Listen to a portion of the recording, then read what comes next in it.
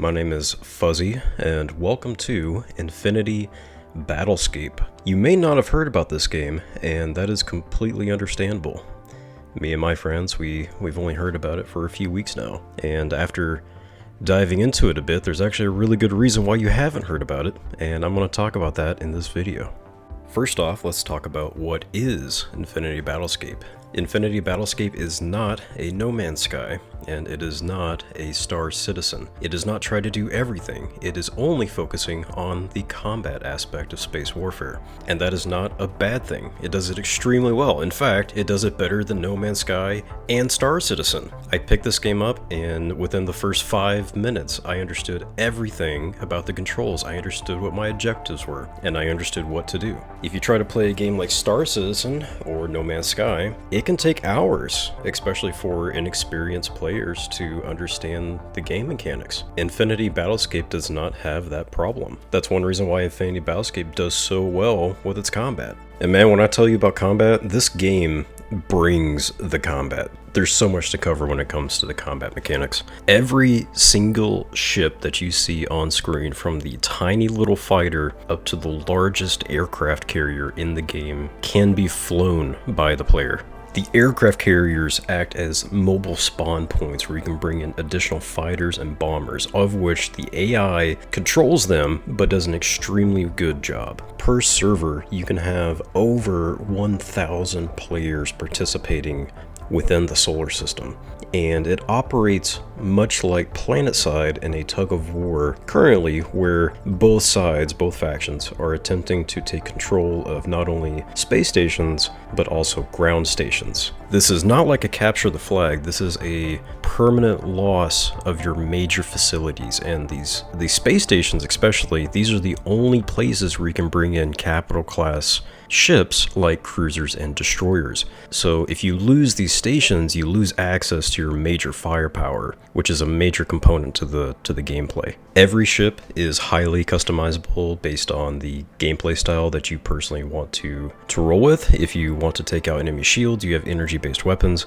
If you want to do more armor and hull damage, you have kinetic-based ballistic weapons. Every ship, from the small fighter to the capital ships, can be customized, and the capital ships have a extreme amount of customization because they have a ton of hard points that you have to manipulate to get the maximum out of your ship. But there are trade-offs. For example, if you want to stuff your cruiser with a ton of torpedoes, you can do that, but you're going to make your cruiser extremely heavy, especially in atmosphere. While you're in atmosphere, real world physics takes effect. So if your cruiser or destroyer is too heavy and you're not paying attention to your velocity or direction, you can slam into the earth and not be able to counter the weight of your ship as you fall down and blow up on the planet, which I think is a really cool system. And every planet is different. Some planets have a higher level of gravity, while some have virtually no gravity. So you might have to bring different loadouts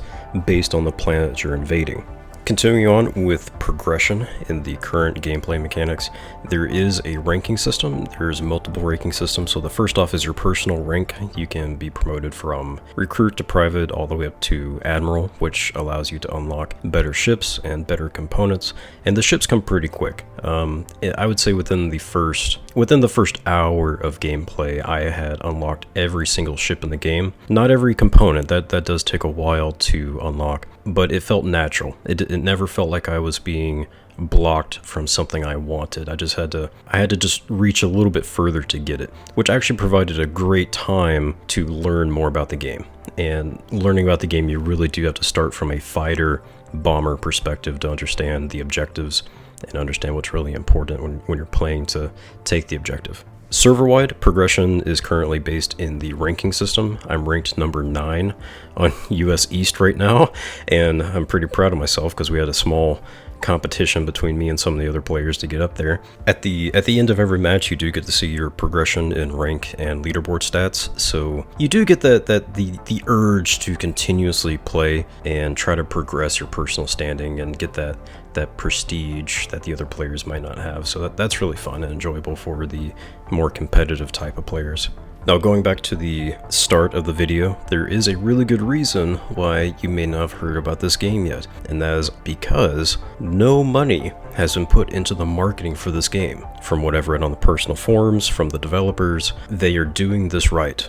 They are making an early game access that we can play, but it is not ready. They do not market it. They are not trying to market an unfinished product, which is absolutely what you should be doing. This is not a Star Citizen. This is not a No Man's Sky where it's been in pre-alpha and early release for years and only recently been making actual progress. The developers plan on releasing this late 2022, maybe early 2023, depending on their time schedule. When it gets closer to that time frame, I expect that's probably when they're going to start pumping in a lot of money into marketing. And that's also when we're going to see players come back to the servers.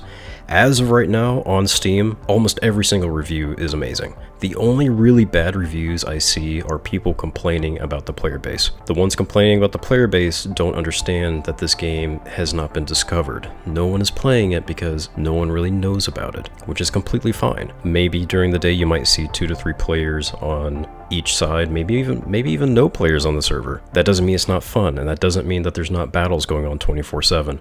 And when I say the AI is good, if you're not paying attention, they will definitely take you out. Speaking about the developers, this is a small 5-man team that has been developing this for about a decade. They started off with a really good procedural generation system, then they started adding some flight mechanics and spaceships, then they started adding combat mechanics, then they started adding space stations, ground stations, all kinds of stuff, and that's where we're at right now, is a pure combat, no trading, no sandbox, instancing very much like PlanetSide. You jump into the battle very quickly, you get into the action, you fight for it, and you jump out to the next battle. And it is extremely fun for such a small indie development team, and I hope to see this go really, really far very soon.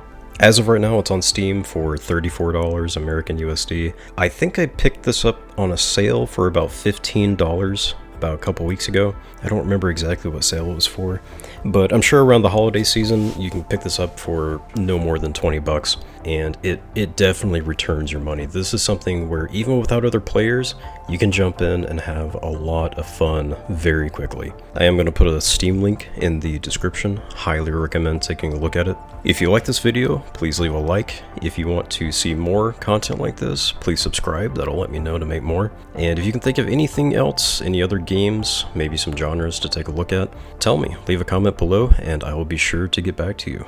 Thank you for watching.